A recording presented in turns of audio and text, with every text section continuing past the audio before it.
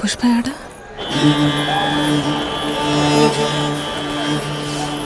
ఎర్ర ఎర్ర పారాని పెట్టి మమ్ము పాలించగా వచ్చే గంగోరెను కా తల్లి, నల్ల నల్ల కాటుగా పెట్టి మమ్ముదయ చూడగా వచ్చే గంగోరెను కా తల్లి, గల్లు గల్లు గజలు కట్టి మమ్ము నడిపించగా వచ్చే గంగోరెను కా తల్లి.